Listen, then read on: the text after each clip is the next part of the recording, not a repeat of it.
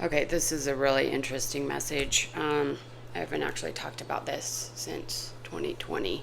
Yeah, the few years after that. So this will be pretty short. The first message, I Ching 1154.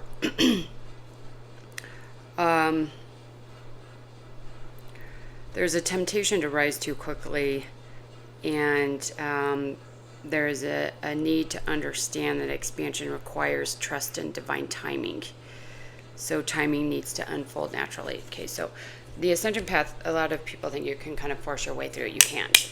This takes, if you've already activated the diamond sun, you're carrying the coding, it will take you, I would say 5 to 10 years, possibly more, of consistent work and practice to activate it in this lifetime. And if you haven't, it could take you lifetimes. Okay, so there's no need to rush it, and in fact you can't rush it. If you push the ascension path or the process, you will burn out your system. Okay, you will fracture, distort the field, and you could burn out the physical system. Okay, so somebody needed to hear this. There's a need to kind of go slow and steady, stay aligned with divine timing. Everything happens as it needs to. If you do nothing, nothing's going to happen. Okay, not you. We do have a collective ascension, but nobody's actually doing the work, or very few people are actually doing the work.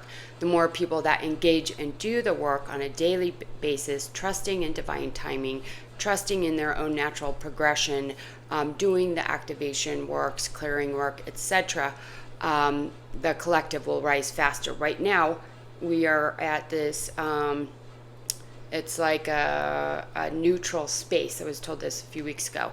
We were supposed to move into the full planetary diamond sun that was supposed to be completely and fully activated. But at the planetary level, the collective is not ready for that. There's not enough people holding the frequencies needed. So it's not activated. It's going to be pushed back. So that needed to come through. But again, you can't force it. You have to do consistent, steady work every day. Some of you guys are forcing it, trying to raise your frequency too quickly. It creates instability. Okay. As far as things to work on, third density to fifth density transition. There's a ton of info in the school on this. Recommended to go through that so you understand it fully. Okay. Energy specific, 5D grid and the new energies. Again, fifth density energies. A lot to learn there as you make that transition. It's also wise to understand, if you're a healer or teacher or guide in any capacity, that you understand that so you can help other people understand that. Okay, and then the thing that I thought was most interesting is the velvet purple flame. It's coming up again in the collective consciousness, the distortions of this. Okay, people that got vaccinated, what happened is the vaccine actually created a distortion in their etheric blueprint, which is your health blueprint. The way it was shown to me was that what should look like a very clear blueprint of your body, your destiny, your map, etc. That whole level of the field was distorted. It was like skewed and fuzzy, is how I was shown it.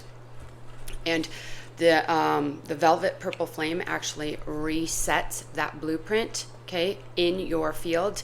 The other thing I was seeing with this is that when people were around vaccinated people, even if they were unvaccinated, their field would absorb that distortion and start running it.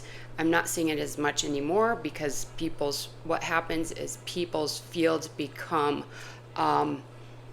essentially immune to that same distortion, and then it will over time auto correct itself. So if you are unvaccinated, it's highly unlikely you need to do this. But if you're unsure or you have a partner or something that is vaccinated, this is being recommended. Okay, that's the whole reason I was shown this. It's in the school. Okay, so I hope that was helpful. Sending love.